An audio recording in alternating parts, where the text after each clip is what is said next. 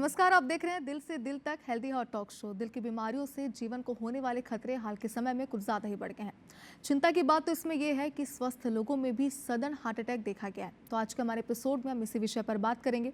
दिल से दिल तक हार्ट टॉक शो वो हर भारतीय को हृदय रोग के बारे में शिक्षित और सचेत करने की एक जन जागरूकता पहल है। ये आंकड़े बताते हैं कि भारतीय पश्चिमी देश के लोगों के मुकाबले 10 साल पहले ही हमारे देश यानी कि भारत के लोगों में हृदय रोग से वो ग्रसित हो जाते हैं। इसके अलावा भारत में हर 33 सेकंड में एक व्यक्ति की हार्ट अटैक से की वजह से मौत हो जाती है। इसलिए भारतीयों को हृदय रोग से बचाने और जागरूक करने के लिए देश के सम्मानित इंडियन मेडिकल फ्रेटर्निटी के साथ मिलकर दिल से दिल तक हेल्दी हार्ट टॉक शो अभियान की शुरुआत 2018 से की गई थी। दिल से दिल तक हेल्दी हार्ट टॉक शो को लाखों भारतीयों ने सराहा और हजारों भारतीय इस अभियान से जुड़े, जिसे देखते हुए IBC 24 के मंच पर भारत के सुप्रसिद्ध हृदय रोग विशेषज्ञ एकजुट होकर हमें हृदय रोगों के लक्षण और उनसे बचाव और हेल्दी लाइफस्टाइल के बारे में चर्चा करेंगे और हमें जागरूक करेंगे। इस श्रृंखला में हमारे आज के एपिसोड में हमारे बीच देश और छत्तीसगढ़ के जाने माने हृदय रोग विशेषज्ञ doctor Javed Parvez, doctor Akshay Jain, doctor जोगेश विसंदासनी और डॉक्टर स्नेहिल गोस्वामी हमारे साथ मौजूद हैं, जो हमें हृदय रोग से बचाव और उसके उपचार के बारे में ज़्यादा से ज़्यादा जानकारी देंगे और हार्ट हेल्दी लाइफस्टाइल के विभिन्न पहलुओं के बारे में चर्चा करेंगे।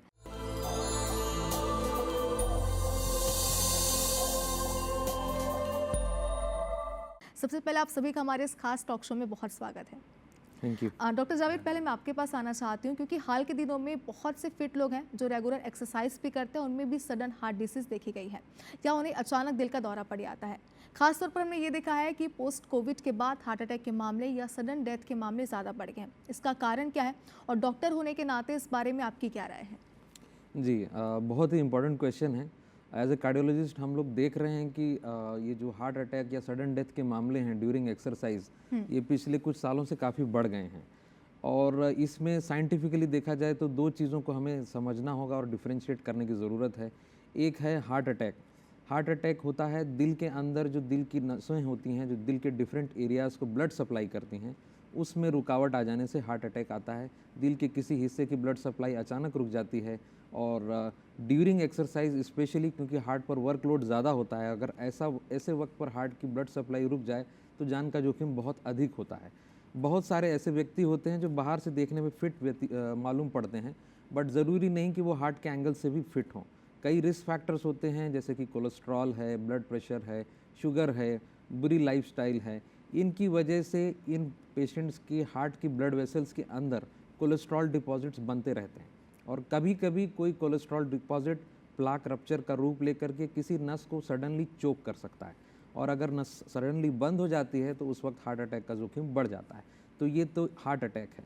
इसके अलावा कई सडन डेथ्स हम लोग देख रहे हैं जो एक्सरसाइज में पाई जाती हैं, वो हार्ट अटैक की वजह से ना हो करके कुछ अन्य कारणों से होती है। यानी इन पेशेंट्स में ब्लड वेसल्स तो नॉर्मल हैं लेकिन कुछ और प्रॉब्लम है, जैसे कि हार्ट की मसल का एबनॉर्मल होना। यानी कुछ पेशेंट्स को कार्डियोमायोपैथी होती है और इनकी मसल जेनेटिकली एबनॉर्मल होती है और ऐसा पेशेंट यदि एक्सरसाइज करे तो सडनली कुछ खराब धड़कनें उसमें पैदा हो सकती हैं जिससे सडन डेथ हो सकती है। डॉक्टर जोगेश, आपके पास मैं आती हूँ। हार्ट ब्लॉकेज के लक्षण क्या हैं आपसे हम ये समझेंगे, क्योंकि क्या कोई नियमित परीक्षण है जो ब्लॉक्ड आर्टरी को डायग्नोसिस करने के लिए किया जाता है, और ये भी समझना चाहते हैं आपसे कि क्या कोई मरीज कैसे जांच सकता है कि उसका दिल स्वस्थ है या फिर नहीं? ये जो आपने जो हार्ट की जो नसों के ब्लॉकेज के बारे संबंध में जो बात पूछी है, नॉर्मली हमें जब इसको असेस करना रहता है तो सबसे पहले तो हम लक्षणों से आइडेंटिफाई करते हैं। मरीज़ों को कई बार छाती में दर्द रहता है, पसीना आता है, कुछ बेचैनी सी महसूस होती है, उल्टी का मन करता है, चक्कर जैसा लग सकता है या फिर असामान्य पसीना आ सकता है। इस किस्म के अगर लक्षण रहें तो संभवतः मरीज को हार्ट की समस्या, हार्ट के ब्लॉकेजेस की समस्या हो सकती है। जांचों के माध्यम से जिसको हम परिभाषित करते हैं, तो जो गोल्ड स्टैंडर्ड टेस्ट है वो आज की डेट में जो एंजियोग्राफी रहती है, कोरोनरी एंजियोग्राफी, उसके माध्यम से अपन ब्लॉकेज के है या नहीं उसकी जानकारी पुख्ता तौर पे कह सकते हैं। इसके अलावा सिटी कोरोनरी एंजियो भी एक तरीका है जिसके द्वारा किया जाता है। ये तो रहे डायरेक्ट टेस्ट जिनके ज़रिए हम हार्ट की नसों के ब्लॉकेज की टेस्टिंग कर सकते हैं। कुछ इनडायरेक्ट टेस्टिंग्स भी रहती हैं, जैसे कि अगर मरीज को लक्षण आते हैं तो हम ECG के माध्यम से भी हार्ट में होने वाले ब्लॉकेजेस का पता कर सकते हैं। इकोकार्डियोग्राफी, जो कि हार्ट के पंपिंग या हार्ट में ब्लॉकेज के द्वारा हुए कोई डैमेज है उसको पता कर सकता है। समय समय पर अगर डॉक्टर को ऐसा लगता है कि ECG इको किया जाना चाहिए तो वो मरीज़ों को करा लेना चाहिए, क्योंकि कई बार ये हिडन रहता है, और अगर हम इनको एक्सपोज नहीं कर पाते हैं तो कई बार ये जानलेवा कारण बन सकता है। तो हमें हमेशा एक रेगुलर चेकअप्स कराते रहना चाहिए 30 की उम्र के बाद में, क्योंकि आजकल की जो लाइफ स्टाइल है जिसमें physical inactivity, sedentary life style बढ़ती जा रही है, हेल्दी फूड्स की कमी होती जा रही है, लोगों का जो खाने का जो ढर्रा है वो उसमें भी काफ़ी बदलाव आ गए हैं, जिसकी वजह से हार्ट की डिजीज़ेस, शुगर और ब्लड प्रेशर जैसी समस्याएं ज़्यादा होने लग गई हैं। और असामान्य तनाव जो आजकल की ज़िंदगी में रोज़मर्रा में आजकल शामिल हो चुका है, ये भी कई किस्म की बीमारियों के कारण बनता है, जिनमें से एक हार्ट अटैक भी है। धन्यवाद।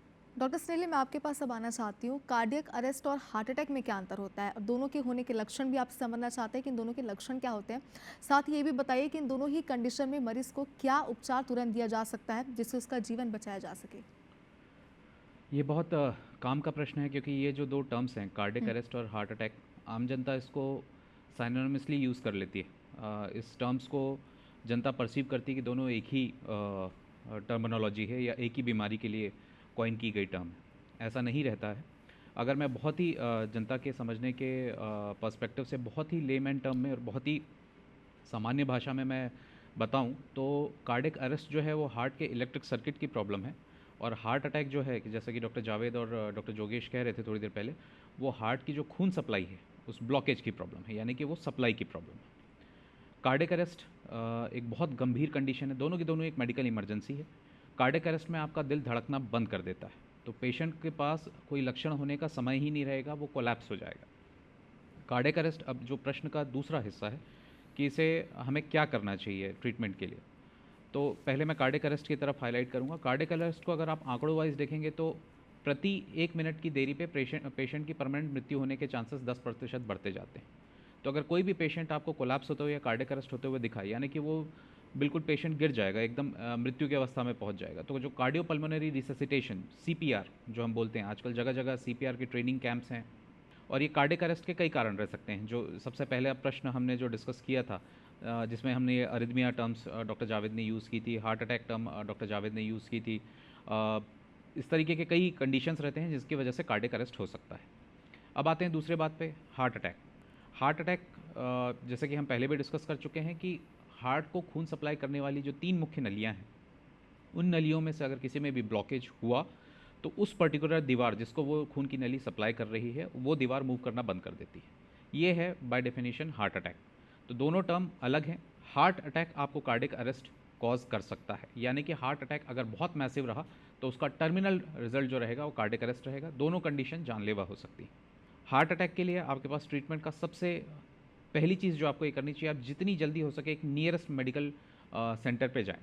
आज की डेट में हम इतने वेल इक्विप्ड हैं कि आप किसी भी मेडिकल छोटे से हॉस्पिटल में जाएंगे, वहाँ पे ECG की सुविधा उपलब्ध है।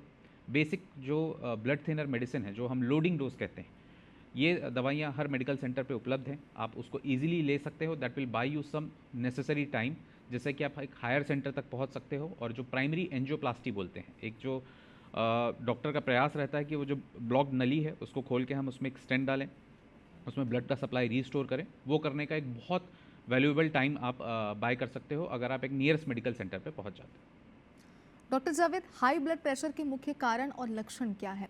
आपसे ये भी जानेंगे कि दवाएं और जीवन शैली में बदलाव ब्लड प्रेशर मैनेजमेंट में कैसे मदद करता है। जी, हाई ब्लड प्रेशर जो है ये आजकल एक लाइफस्टाइल डिसऑर्डर बन चुका है, और जो ख़राब जीवन शैली हम लोगों के बीच में आजकल प्रचलित हो चुकी है, उसकी वजह से हाई ब्लड प्रेशर अब बहुत कॉमन हो गया है। तो सबसे पहले लक्षणों की बात कर लेते हैं। हाई ब्लड प्रेशर का कॉमनली कोई लक्षण नहीं होता। सबसे कॉमन प्रेजेंटेशन इज़ एसिम्प्टोमेटिक। तो यानी जब आप ब्लड प्रेशर चेक कराएंगे तो ही पता चलेगा कि ब्लड प्रेशर बढ़ा हुआ है। ये सबसे कॉमन प्रेजेंटेशन है। अगर किसी को लक्षण होते हैं हाइपरटेंशन के यानी हाई ब्लड प्रेशर के, तो उनमें से हेडेक यानी सिर दर्द जो कि सिर के पिछले हिस्से में होता है, और उसके अलावा सांस फूलना, और उसके अलावा चेस्ट डिस्कम्फर्ट, ये वेग सिम्टम्स भी हो सकते हैं, बट कोई स्पेसिफिक सिम्टम हाइपरटेंशन का नहीं है अदर देन हेडेक। इसके अलावा आ जाते हैं कारणों पर। तो हाई ब्लड प्रेशर के कुछ कारण हैं जो कि जैसा मैंने बताया कि एक लाइफस्टाइल डिसऑर्डर है, फिजिकल इनएक्टिविटी, ओबेसिटी यानी कि मोटापा, इसके अलावा ख़राब जीवन शैली के अंदर सॉल्ट वाली फूड्स का ज़्यादा इंटेक करना, प्रोसेस्ड फूड का ज़्यादा इंटेक करना, अल्कोहल और टोबैको, इनसे भी हाई ब्लड प्रेशर होता है। और इसके अलावा कुछ पेशेंट्स को प्राइमरी हाइपरटेंशन होता है, यानी कोई उनको सेकेंडरी कॉज नहीं होता हाइपरटेंशन का, फिर भी उनका ब्लड प्रेशर बढ़ा हुआ होता है। और इसके बाद में हम बात कर लेते हैं कि जीवन शैली में बदलाव किस तरह मदद करता है ब्लड प्रेशर को ठीक करने में। तो बहुत स्पेसिफिक चीज़ें हैं। एक डाइट है जिसको हम कहते हैं dash diet, so dietary advice to stop hypertension. इसमें है कि आप ज़्यादा से ज़्यादा सीरियल्स, रफेजेस और वेजिटेबल्स का उपयोग करें, अल्कोहल को कट डाउन करें, एक्सेसिव सॉल्ट को कट डाउन करें। एक एग्जांपल के तौर पर less than 5 grams salt per day लेना चाहिए एक व्यक्ति को। यदि इससे कम वो सॉल्ट लेता है तो ब्लड प्रेशर में 3 से 4 की गिरावट को सिर्फ डाइट से ही वो अचीव कर सकते हैं। बिल्कुल डॉक्टर जोगेश, एंजियोग्राफी, एंजियोप्लास्टी और बाईपास में क्या अंतर है, और क्या यह सच है कि एंजियोग्राफी कराने वाले हर मरीज को एंजियोप्लास्टी करानी होती है? सबसे पहले जो ये 3 शब्द हैं, एंजियोग्राफी, एंजियोप्लास्टी और बाईपास, इन तीनों को अलग अलग समझते हैं। एंजियोग्राफी एक जांच प्रक्रिया है जिसमें मरीज़ के हाथ के द्वारा हम एक नली लेके जाते हैं, जिसके ज़रिए हम हार्ट की नसों के ब्लॉकेजेस चेक करते हैं। ये हार्ट में होने वाले किसी भी किस्म के ब्लॉकेजेस का एग्जैक्ट गोल्ड स्टैंडर्ड टेस्ट है। ये जितना सुनने में जितना आपको लगा कि कॉम्प्लिकेटेड है कि कैथेटर अंदर जाता है, ये समस्या आज से 15 साल पहले ज़रूर थी, लेकिन अब ये बहुत ही आसान प्रक्रिया बन गई है। यह मुश्किल से 10 मिनट की प्रक्रिया है। बाकी का जो आपका हॉस्पिटल का जो डे केयर में जो प्रोसीजर किया जाता है, वो सिर्फ आपका स्टे ही रहता है ताकि हम आपको देख सकें, आपको मॉनिटर कर सकें। दूसरा शब्द है जो एंजियोप्लास्टी। एंजियोग्राफी के बाद में अगर कोई ब्लॉकेज मिलता है तो उस ब्लॉकेज के जो नसें हैं उसको खोल करके वहाँ पे एक स्टंट लगाया जाता है। पहले के ज़माने में सिर्फ बैलून किया जाता था, जिसे हम बैलून एंजियोप्लास्टी कहते थे। फिर ओवर द टाइम जब पता चला कि इसके ज़रिए ब्लॉकेज पुनः आ जाता है और इसलिए वहाँ पे स्टंट लगा देना चाहिए, तो स्टंट जो लगाया जाता है इसको आज की डेट में स्टैंडर्ड एंजियोप्लास्टी की प्रक्रिया कहा जाता है। यह 1, 2 या तीनों नसों में होने वाले ब्लॉकेजेस का आसान सा उपाय रहता है। कभी कभी जब एंजियोप्लास्टी करना उनमें मुमकिन नहीं रहता है, मतलब कि अगर मरीज़ को 3 या उससे ज़्यादा के स्टेंट्स की गुंजाइश रहती है, यह मोटा मोटी टर्म है कि 3 या इससे ज़्यादा के स्टेंट की गुंजाइश है। यह बहुत कुछ टेक्निकली निर्भर करता है कि कौन सी नस में ब्लॉकेज है और कितना लंबा ब्लॉकेज है। ये कार्डियोलॉजिस्ट बेहतर आपको समझता है और इवन समझा सकते हैं। तो उस कंडीशंस में कभी कभी बाईपास की रिक्वायरमेंट रहती है। बिल्कुल डॉक्टर स्नेहिल, हार्ट अटैक के कुछ ऐसे लक्षण होते हैं जो बहुत कॉमन होते हैं, जैसे दांत में कंटिन्यू दर्द होना, जिसे लोग अक्सर नज़रअंदाज भी कर देते हैं। कई बार ऐसा होता है कि कुछ लक्षण हमें रात में दिखाई देते हैं और हम उससे लाइटली ले लेते हैं, और यही वजह है कि आगे चलकर लोगों को उसका खामियाजा भी भुगतना पड़ जाता है। ऐसे में अगर हम बात करें आपसे कि क्या कोई ऐसी मेडिसिन या फिर कोई ऐसी किट अवेलेबल है जो हम एनी टाइम अपने पास अपने घर पर रख सकते हैं, जिससे हार्ट अटैक से बचा जा सके या तुरंत ही उसका इस्तेमाल किया जा सके लक्षण दिखने पर? हार्ट अटैक के लक्षण की तरफ पहले मैं ध्यान आकर्षित करना चाहूँगा। एक धारणा है हमारी कि सीने में दर्द होना ही हार्ट अटैक है। ये पूर्णतः सत्य नहीं।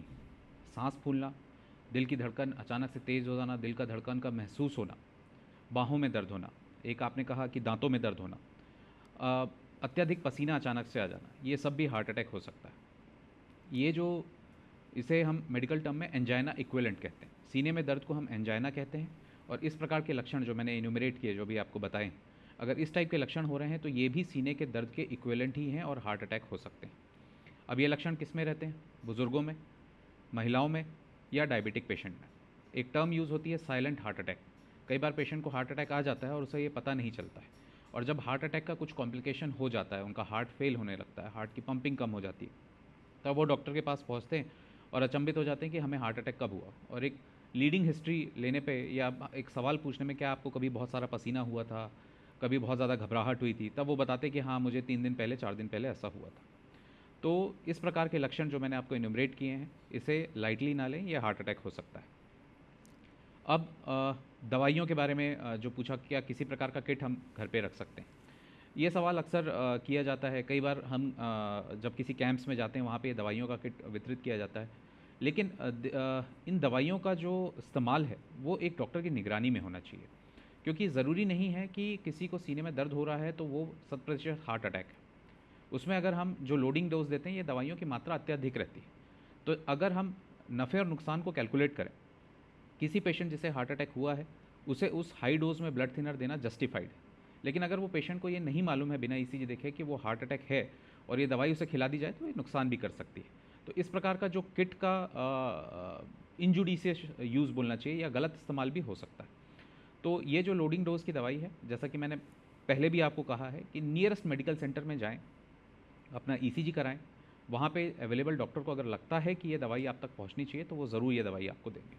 Doctor Javed, silent heart attack क्या होता है और क्या इस तरह के हार्ट अटैक के केसेस में मरीज को हार्ट अटैक के कोई भी लक्षण नहीं दिखाई देते हैं और इसकी संभावना किस तरह के मरीजों में ज़्यादा होती है, साथ ही इसके कारण बताइए।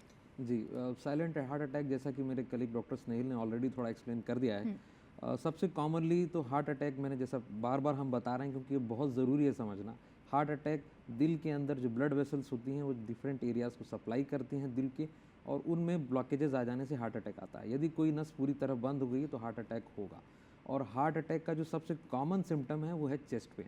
वो चेस्ट पेन किस तरह का होता है, जैसे कि किसी ने सीने के ऊपर कोई भारी पत्थर रख दिया हो, ऐसी हैवीनेस, या फिर कोई आपका सीना चारों तरफ से जकड़ रहा हो, या फिर चेस्ट पेन जो कि एक बड़े एरिया में, एक छाती के बड़े एरिया में हो रहा है, या फिर वो जबड़ों की तरफ जा रहा है या लेफ्ट आर्म की तरफ जा रहा है। ये मोस्ट कॉमन सिम्टम जो है चेस्ट पेन है, जो हार्ट अटैक का सिम्टम होता है। बहुत सारे लोग ऐसे हैं जिनको ये सिम्टम चेस्ट पेन नहीं होता और हार्ट अटैक का कोई ना कोई और सबूत मौजूद होता है। तो इनमें क्या लक्षण होते हैं, इन पेशेंट्स को अक्सर हम लोग कहते हैं कि साइलेंट हार्ट अटैक हुआ है। इनमें अचानक पसीना आना, अचानक बिना कारण सांस फूल जाना, घबराहट होना, कभी उल्टी या मतली आना, ये सिम्टम्स हो सकते हैं। और अक्सर ये जो है डायबिटिक पेशेंट्स में, फीमेल्स में, एल्डरली पेशेंट्स में, कुछ पेशेंट्स जिनको क्रॉनिक किडनी डिजीज़ है, डायलिसिस डिपेंडेंट पेशेंट्स हैं, उनमें भी देखा गया है। तो फिर इन पेशेंट्स में साइलेंट हार्ट अटैक को डिटेक्ट कैसे किया जाता है, तो जैसा कि मेरे साथियों ने बार बार एम्फेसाइज़ किया कि अगर आपको कोई भी ऐसा लक्षण है जिसमें डाउट क्रिएट हो रहा है कि ये हार्ट अटैक हो सकता है, तो तुरंत कंसल्ट करें नियर बाय किसी भी डॉक्टर को। ईसीजी जो कि बहुत ही सिंपल इन्वेस्टिगेशन है, बहुत ही सस्ते में आराम से हो जाता है, बहुत सारे कैंप्स में तो फ्री में होता है, तो एक ईसीजी करा लें। ईसीजी के बाद में एक कॉमन अनदर टेस्ट है जिसको हम लोग ट्रॉपाई या ट्रॉप्टी कहते हैं, वो भी आजकल एक तकरीबन 400-500 रुपये की किट है, आराम से अवेलेबल रहती है किसी भी पेरिफेरल मेडिकल सेंटर में। ये दो चीज़ें करने से majority of the silent heart attacks are detected और उसमें फिर अप्रोप्रिएट ट्रीटमेंट हो जाता है। आखिरी चीज़ कि ये साइलेंट हार्ट अटैक होता क्यों है, मतलब इन पेशेंट्स को चेस्ट पेन क्यों नहीं होता, तो देखें जो पेन की सेंसेशन है इसको कैरी करना और ब्रेन तक ले जाना और ब्रेन को ये एहसास कराना कि चेस्ट पेन हुआ है, ये नर्वस सिस्टम का काम है।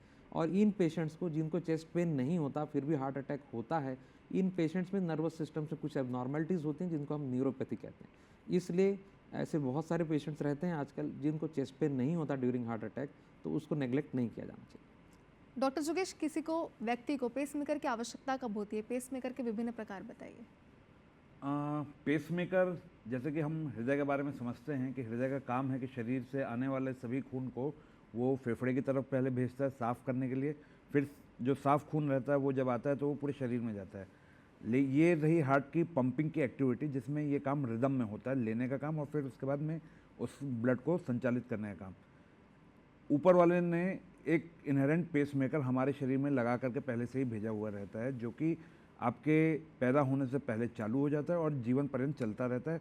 यही आपके दिल की गति को निर्धारित करता है और ये लगभग हार्ट के एक हिस्से से दूसरे हिस्से तक किसी इलेक्ट्रिक केबल की तरह कनेक्टेड रहते हैं।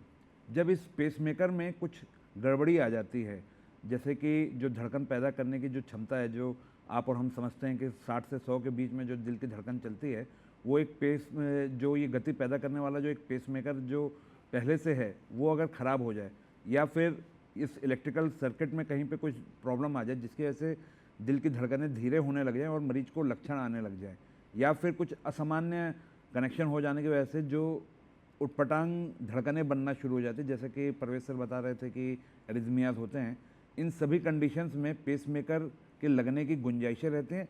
निर्भर इस बात पे करता है कि कौन सा लगना है और कैसा लगना है, और क्या बगैर किसी पेसमेकर या दवाई से काम हो सकता है या नहीं हो सकता है। अब बात करते हैं कि पेसमेकर के प्रकार किस प्रकार के रहते हैं। तो जैसा कि मैंने कहा कि एक इनहेरेंट पेसमेकर हमारा शरीर में पहले से ही रहता है, जो कि दिल की गति निर्धारित करता है।